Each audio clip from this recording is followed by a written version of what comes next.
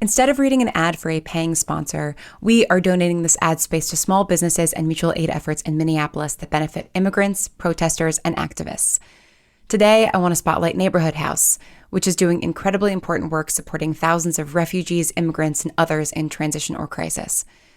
Go to neighborhoodhousemn.com to find out how you can help in their community building efforts. Hello, my little havoc wreakers. Thank you so much for listening to the first season of 2008, and get prepared for an absolutely smashing season 2, hopefully coming sometime in late 2026 or early 2027. In the meantime, show your allegiance to yours truly by going to atypicalartist.co/merch and get a Havoc Reeker button or a Wreak Some Havoc sticker. They are absolutely fabulous. Remember to always go out there and wreak some havoc. All right, back to the show.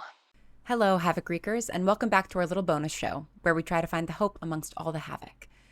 These are a mix of conversations and guest episodes. We're hoping to spotlight more activists in the near future, but many folks we plan to speak to are, understandably, a bit busy right now.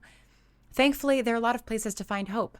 And this month, I was fortunate enough to speak to the lovely Emma Sherr-Ziarko, who plays Didi in our show, about her new Shakespeare podcast, Pause the Thing. Pause the Thing is a podcast that shows a glimpse behind the curtain into the process of working on Shakespeare's text. Each episode is part conversation and part performance as they dive into one Shakespearean scene at a time. They talk through the language, historical context, and their experience with the play, and then put it all together and perform the scene. You'll hear my conversation with Emma in just a second, and then if you look in the feed, you'll see their Richard III episode, which I highly recommend. As Emma and I talk about, there are a lot of modern parallels to be found in Shakespeare's work. One quick note, this is yet another episode in which something went wrong with my audio. I think I've learned my lesson. Google Meets is not my friend. But happy listening. Take care of yourselves and each other, and get out there to wreak some good havoc. So, Emma, what is your background with Shakespeare? Like, do you remember the first time that you encountered Shakespeare as an entity, and like what got you into it? I do. Actually, I'm not 100% sure what the very first moment was. Well, I remember seeing the first production I saw was Midsummer Night's Dream, and it was at where I ended up going to middle school and high school, and Shakespeare camp. Nice. That will be. I'll talk about that in a second. That'll become relevant. But I remember I must have been like 7 or 8, I think, and I was with my mom, and I remember just like absolutely loving it, but not knowing what they were saying. So I was like, "Mom, what does that mean? Mom, what does that mean?" And she was like, "Oh my God, Emma, shut up." Just listen. And yeah, just listen. So then a couple years after that, I think, was when I went to Shakespeare camp for the first time when I was like 9 years old. Oh my gosh. And I know. And I was the youngest kid. I was the youngest kid at Shakespeare camp. That's unsurprising to me at 9. Yeah, right. And it was genius casting. They cast me as the nurse in Romeo and Juliet. Perfect. Yeah. So that was my first performing experience with Shakespeare, and I just totally caught the bug, and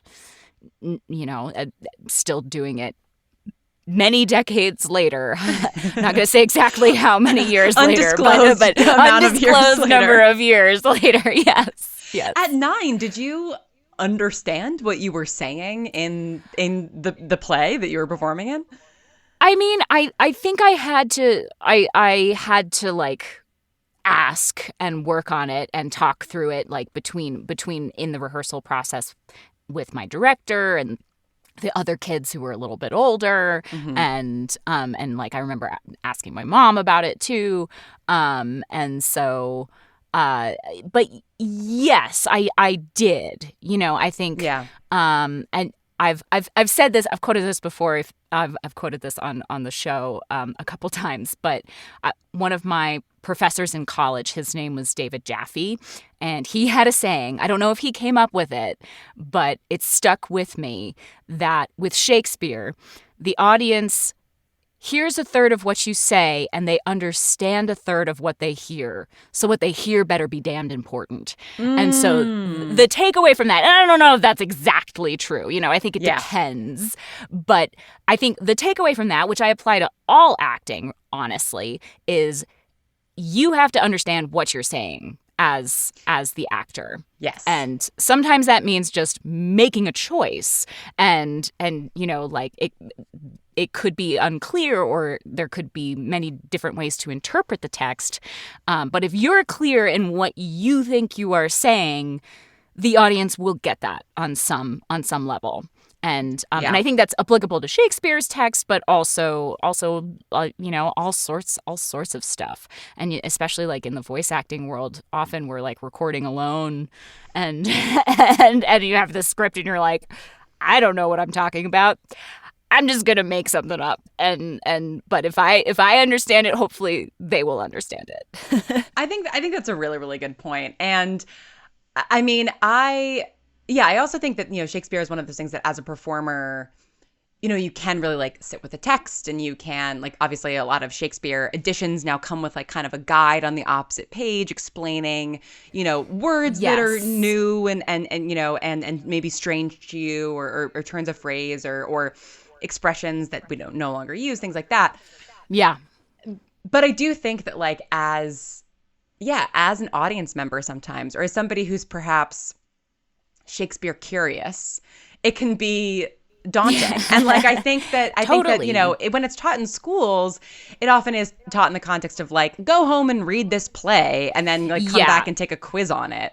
And so I guess like, for people who are Shakespeare curious and who maybe want to engage with Shakespeare more directly and more seriously, but maybe don't have access to like live performances of his works, other than listening to Pause the Thing. What's like a great way for them to engage with the Bard?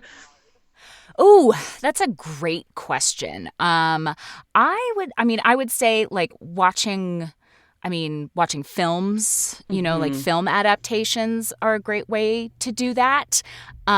Because that's a little bit more accessible.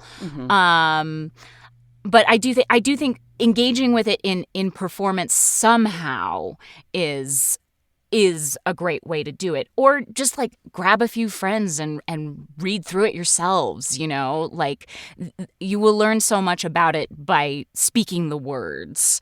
And if you, and I know that not everybody is really into that. Not everybody wants to perform. Sure. Which I get, but I would say, like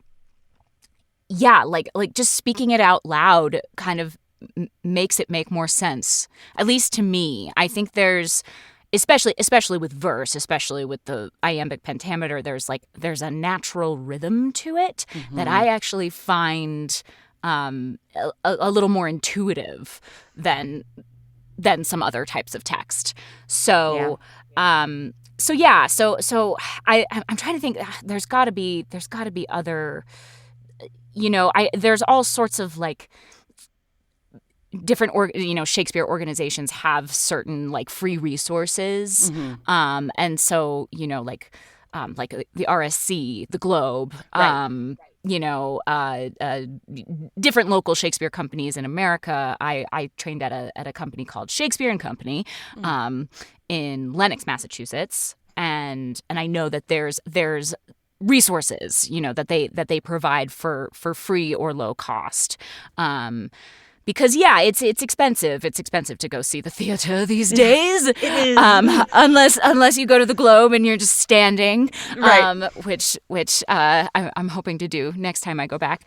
But I think that's what I would say. That's sort of a convoluted response, but that is part of the reason why I wanted to make Pods the Thing, is because there were a few different reasons to make it, but the one of them is just to make it more accessible, because I think it can be daunting for people who don't have that experience with it, or have, as you said, like a more just sort of kind of dry academic experience with it. And I think there's really something different about sitting down and speaking the text out loud, and and especially doing that with other actors and directors, and being able to collaborate on it. So I hope that Pods the Thing can kind of scratch that itch for some people. Well, you perfectly jumped into what my next question was going to be, which good. You said like gather some friends and read it out loud together, and that is essentially what you've done with Pods of Thing. And so for people who maybe haven't heard the show yet, like describe the structure of the show and what made you you've said sort of what made you want to start it, but what like sort of prompted you to really do it and to pull in the people that you've pulled in to do it. Absolutely So let's see. I'll start with the structure of the show because I think it's I like what we've come up with, though we're already planning on ways to mess with it. But we have a core company, which is me, Felix Trench, and Beth Eyre from Wooden Overcoats. Listeners might know them. Yes, just the best. Yes, they're the best. As well as my dear friend and colleague Calder Schilling, who is not a voice actor but is a fairly prolific stage actor and has done, I think, every Shakespeare production ever done. He's just this font of knowledge. So it's the four, some combination of the four of us and a guest in every episode, and we pick one scene from Shakespeare and kind of do what you would do in a table read, which for those of you who might not know, the table read is when you first sit down with the script and literally read through it, and you might stop and start and ask questions like what does this mean here? What are we talking about here? What's the historical context of this? How would we adapt this? How would we perform this? So kind of a more informal reading of the text. And then at the end, we go through and do a clean read of it. Yeah. Not meaning to do like a final polished performance, but after putting everything together just to kind of put everything into place and perform it. So it's been really fun. And I will say for the most part, we have had we've had a combination of different types of guests on, but mostly actors who do primarily voice acting. Yeah. And everybody who's been on the show is like, oh my God, this is so nice to get to like go through a script and talk about it. We don't have the time for that in most voice acting work. So I think and that leads me to, again, the impetus for the show beyond just wanting to do some Shakespeare. That really has been something that I miss. I love the table read part of a rehearsal process. I love a rehearsal process. Yeah, I can imagine. And I know in this economy. But so I think that was part of the impetus for me, was because I came up with the idea to do some kind of Shakespeare podcast. It turns out it was quite a while ago. It was like, I was looking back at my emails. I started thinking about it like 4 years ago or something like that. And so it took a long time to come to fruition. Because I wasn't sure. I was like, are we going to do full productions? Are we going to do just kind of conversational episodes? I wasn't sure what the structure was going to be. And through talking with a lot of people, came up with a lot of ideas. And then Felix was really the one who came up with the idea for this kind of structure. And his thinking and the way he approached me with it was kind of thinking of it almost like a TTRPG or D&D podcast. Like the kind of energy of it is very much like a core group of friends come together and do a thing every so often. We're just doing Shakespeare, but it is storytelling. So then Felix and I started talking more seriously about like what the show could be. And obviously Beth was a easy choice to pull in as well. And then and then Calder, I wasn't sure if he would be down for it because he doesn't do a lot of voice stuff, but it's Shakespeare, so it's Shakespeare, of course. Yeah. So that's a sort of convoluted response to how the show came to be. Not at all. Yeah, but it's been so great, and it honestly, like the real reason I made it is just because I wanted to do Shakespeare with my friends, right? And and so I did that. I made that happen, and it's been a delight to do and hopefully to listen to. Absolutely. And what we're realizing is from some of the feedback that we've gotten is just that like it's awakening the inner theater kid in all of us, and going back to that kind of creativity that we don't always get to tap into. Yeah, and I think it's so nice to revitalize something that people, I mean, I would say probably like every school child in the Western world, in sort of the English-speaking Western world probably has some kind of interaction with Shakespeare, in the course of their education.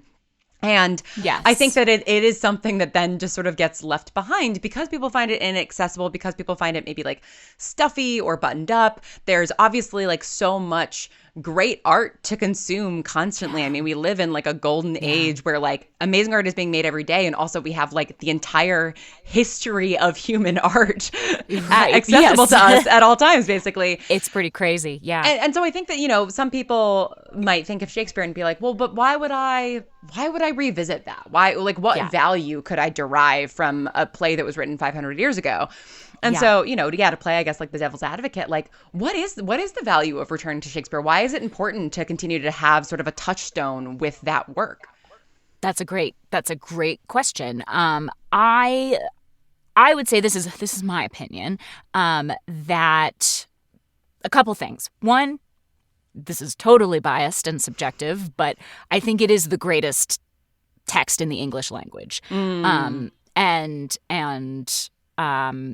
Like I also speak, I used to speak Spanish better, but I took Spanish all through high school and college, and I took actually a lot of Spanish theater and poetry classes. And oh my God, Spanish poetry, like you can write anything and it sounds beautiful.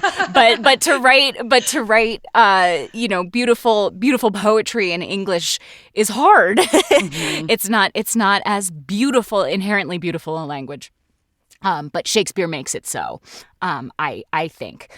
So there's that kind of more tactile thing, which is just that the pure pleasure of speaking the words or hearing the words. Mm-hmm. That's one thing. The other thing is that I think Shakespeare really deals with universal themes, and mostly in terms of our relationships to each other as human beings. He touches a little bit. It's interesting. We've talked a little bit about this on the show. Like how political was Shakespeare? Yeah.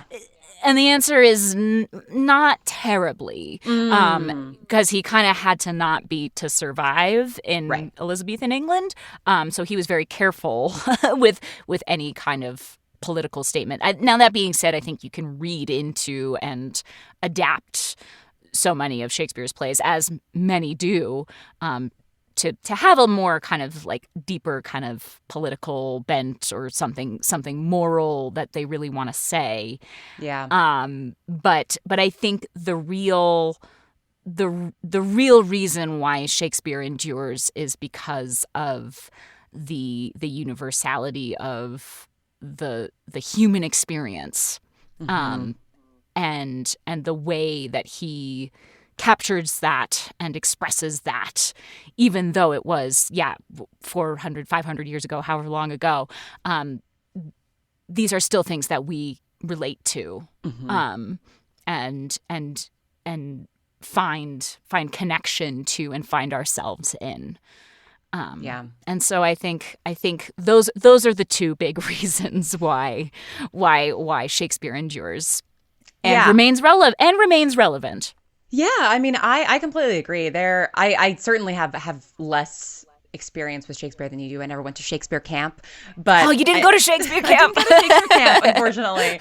But there are probably I would say 5 Shakespeare plays that I have like deep familiarity with. Much Ado About Nothing was, I think, my introduction to Shakespeare because that movie, the Emma Thompson, Kenneth Branagh. Emma Thompson, classic. We have a Much Ado episode on the feed already. So good. It is such a good play. It's such a good play, and that film adaptation is, I think, genuinely fantastic.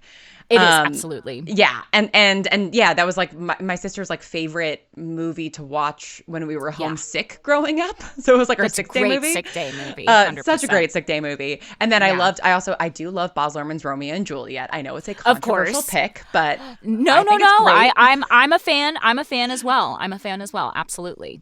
But the 3 shows that like I really know the text of are I was Miranda and the Tempest in college. And then I was a witch in Macbeth in high school. Yes. And I have pitched several times, and I got so close last year to actually selling it, or maybe 2 years ago, a modern Hamlet, where Hamlet is actually genuinely like 22 years old. Because I think that for me, Hamlet has yet to have a good film adaptation. Or honestly, I've seen Hamlet on stage a couple times, and I've seen incredible actors take on that role, but they're all over the age of 35, and it's like it's about a suicidal 20-something. Like, that is my personal view on Hamlet. But so yeah, and I completely agree. Like as like a depressed teen, I think Hamlet really resonated with me when we read it in school, because I was like, I am asking myself all of these questions. I am also, like contemplating existence, and like I'm miserable. And then I think the one that I sort of like find myself thinking a lot about now in terms of like cultural relevance and in terms of Shakespeare's political maybe undertones is Macbeth, right? He wrote a lot. He wrote a lot of plays about various kings, and he did. And those are all. And even Hamlet obviously is about like a royal family. But Macbeth is the one that, to me, obviously has a lot of universality in terms of human experience, but is so much about the corrupting nature of power and about greed and ambition, sort of curdling someone's morals. And I don't know, like it's been a while since I've revisited that text, but to me, it probably feels like there's a lot to reflect on in that text with what's going on currently. And I'm just curious, like in what you guys have done already in Pod's a Thing, have there been things that have sort of jumped out at you that you maybe hadn't noticed previously that you're like, oh wow, that hits different now? You guys did Julius Caesar as your first episode, right? We did. Yeah. We did. Yes. And I think there's a lot to unpack in Julius Caesar as well, about kind of I would say, I don't know if any one thing has like popped out to me, but what I will say is and part of why it's so important to collaborate and talk with other people about these texts is every episode I have thought of something new or that somebody else brought up as an idea or a theme or something that I hadn't thought about before with the text. And that's why it's so important, I think, to engage with them, with other people, because if you're just reading it by yourself and then you go in and you take a quiz on it, it's like there's only so much that you can really think about, but there's so much within these texts and so many opportunities for interpretation. Like, for example, the last episode that we released was on Othello, which is one of my favorites as well. Yeah. And we're talking a lot about Iago, and just it was a really interesting. And I've explored Iago from an academic standpoint a lot, but I've never performed Iago. And our guest for that, Chris Tester, was coming at it very much from a actor and performer perspective. And so like the things that he thought of and that he found in the text to build that character, I was like, oh yeah, totally. Yeah. Oh, I never thought about that before. And that's what's so cool about working on these with other people. But yes, I think you're absolutely right. Macbeth is probably my favorite, like if I have to pick. I love it. Yeah. It's so good. It's so good. And I think you're absolutely right. There's so much relevance in that play to what is happening in our country and our whole world right now. We need a Burnham Wood right now. Yeah, truly. But yeah, I think that's kind of the beauty of these texts is that, history does kind of repeat itself, right? And so Shakespeare drew from a lot of history. And the history plays are one thing. Not all of them are remain like relevant, yes. But they're so specific, some of them, to like English history and the monarchy, and so like there's definitely ways to make those more applicable. But things like Macbeth and Hamlet, Othello, Julius Caesar, the Roman plays, these have a lasting relevance, absolutely. Yeah. Yeah. Sorry, go ahead. No. I was just the only other thing I was going to say is this episode hasn't come out yet, but we did an episode on The Winter's Tale, and that's one that I have very little experience with. I read it maybe once in high school, had never seen it performed, and that was so fun because that is such a weird play. It's such a weird. I music directed a production of The Winter's Tale in college, which I like kind of forget about sometimes. Yeah, but one of my best friends from college directed a production and brought me into sort of. He wanted to do some sort of like folk songs throughout and stuff, and so brought me into do some music direction, and it was so fun. Yeah. And it is such a weird. It's like two different plays. It is like two different plays. Yeah, totally. And there's a time jump in it. And I don't think that happens in any other Shakespeare play to that extent. No, not to that extent. So, I think The Tempest also has a little bit of a time jump. It does. It happens very early on versus Winter's Tale is like that's right. It's like in the middle of the play, which is strange. strange. It's like at the end of Act 3 or something. Right. Yeah. So very but and I think that's one too that's really interesting to interrogate and might have some applicable themes to what's part of what's going on today when like someone in power just totally loses their mind, essentially. Right. So anyway, I don't know. You could read into that, maybe. Maybe that sounds familiar. Yeah. Well, I this is a question that like might be a little bit too like vague or esoteric. It's something that I think about a lot that I don't really have an answer for. I love vague and esoteric. Great. Which is that like I do love engaging with older art, right? Whether that's Shakespeare, whether that's, I recently co-directed a production of Frankenstein that'll be coming out in your podcast ears soonish, I think.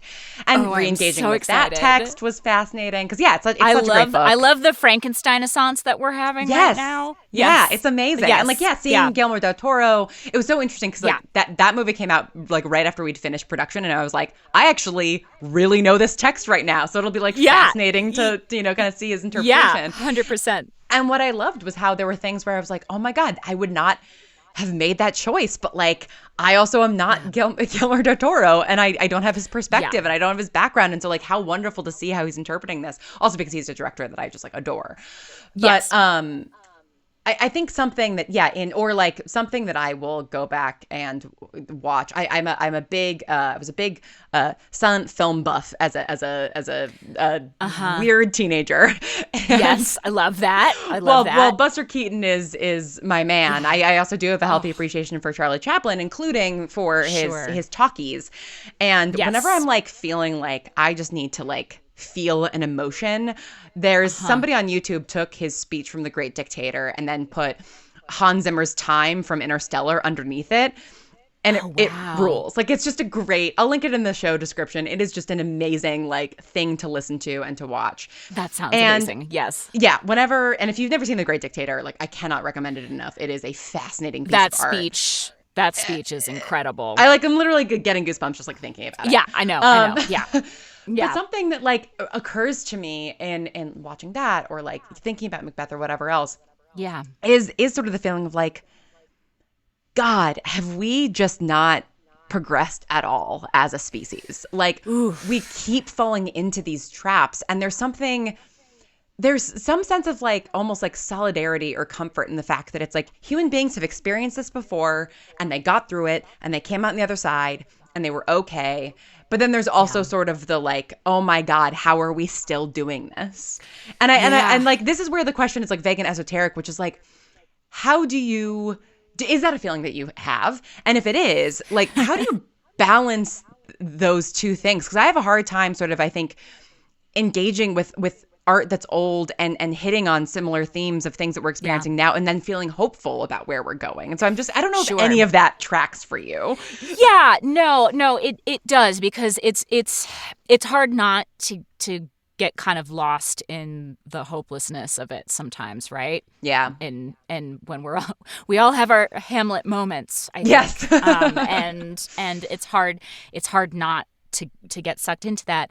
I find and this might sound sort of cliche, but I do think that art is resistance, and that is because I often feel, I feel so guilty, like that I'm not doing more, for to make the world a better place, to fight injustice, to fight, to stand up for those who are more vulnerable,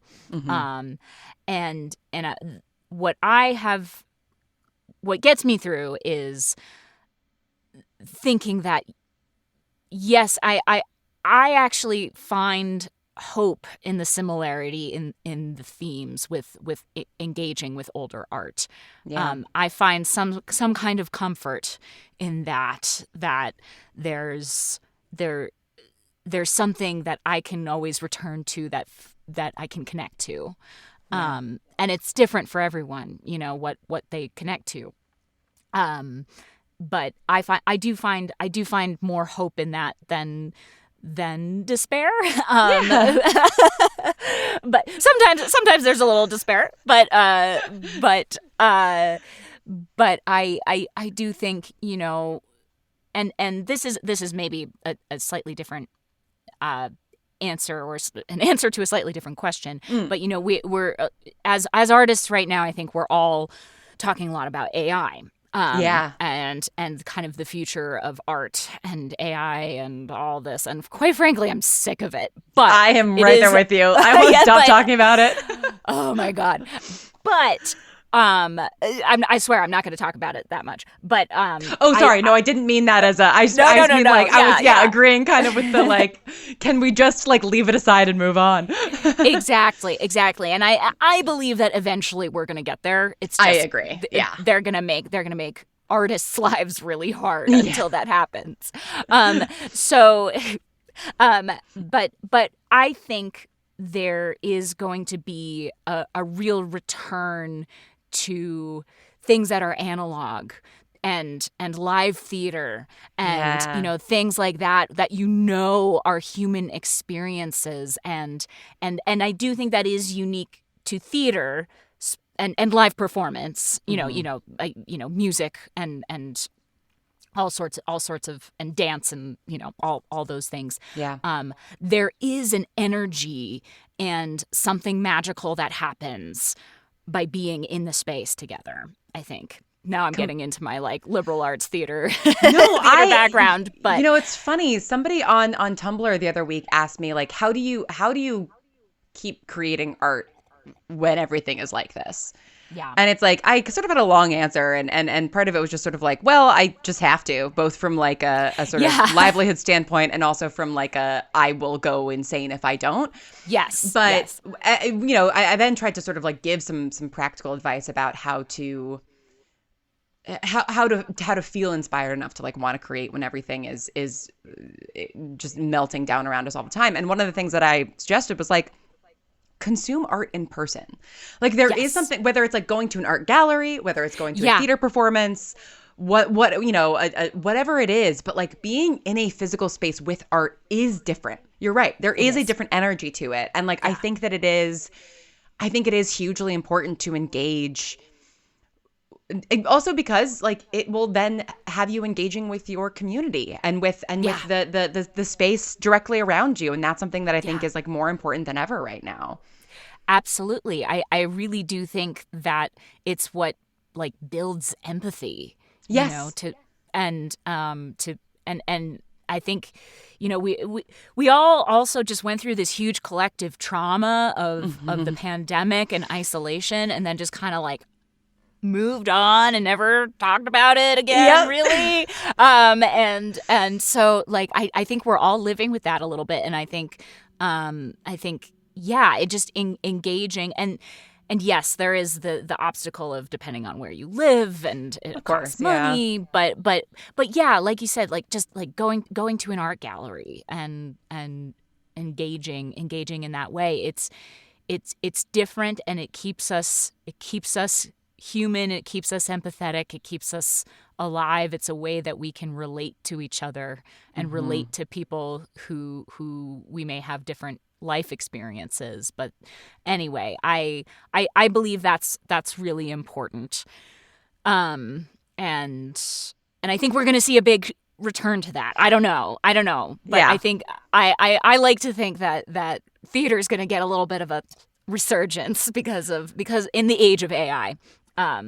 I totally agree. And I think that like theater needs a little bit of a goosing right now. You know, it's been tough for the last few decades. But I mean, we are lucky enough to, I live in Seattle and obviously there's like lots of great big theaters here and, you know, like the symphony is amazing and the opera is amazing, the ballet. I've been to all of those things, but like we have a local neighborhood theater in like our little downtown of our neighborhood. And we go a couple times a year, you know, and it's like, it's awesome because it's like, it's not, you know, I'm a Broadway baby. I grew up in New York. I see, a couple shows a year whenever I'm visiting my family. And it's like, it's not Broadway level, you know, theater production. But it doesn't have to be. But it doesn't have to be. It's still live theater. The actors are great. The sets are like fun. And it is something that just like really always is a shot in the arm for me. And I think that whether, like go to your local bookstore, see if they do like readings or open mic nights or whatever, you know?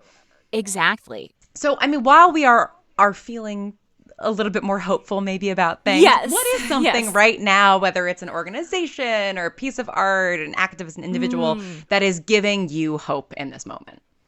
Oh, man.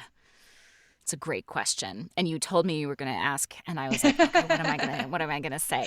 I think this is, it's sort of funny. The first thing that comes to mind is a show that you recommended to me, which is The Pit. The Pit!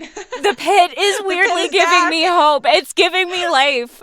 Because season 2 just started. Honestly, that's the first thing that popped to mind. But I think it works. I think it works as an answer because it is, I mean, you know, it's not live, but it is such a great show, and it is all about human empathy and in a very high stakes environment, and just how these people interact with each other and strangers. There's something just really addictive and stressful, but also really like life affirming about that show, I think. And I'm like, I haven't seen the most recent episode yet, but I'm like, oh, I get to watch it tonight. I'm so excited. And I think that's what gives me hope, you know, is like that excitement over things, you know, like pieces of art, shows, theater, you know, all those kinds of things. I'm sure I could come up with a more profound answer I think that's great. I think I also, I mean, obviously I love The Pit. I like harassed everybody in my life to watch it. I'm so glad you did. Because it's so good. Oh my God. It's so good. And I think one of the things I really found inspiring about the first season is the fact that like, it is a show that, you know, was one of those rare, as they, you know, call it in sort of TV marketing, like 4-quadrant shows, right? Like it kind of crossed over like liberal, conservative, men and women, you know, like all these different demographics, just because it's like, it's very good, and it does absolutely have liberal politics, and it's not like shy about that, but it is primarily just like leading with compassion. So yeah, I think that's a great answer. I love Okay, thank you. Yeah. I mean, that was just what was giving me hope in the moment, you know.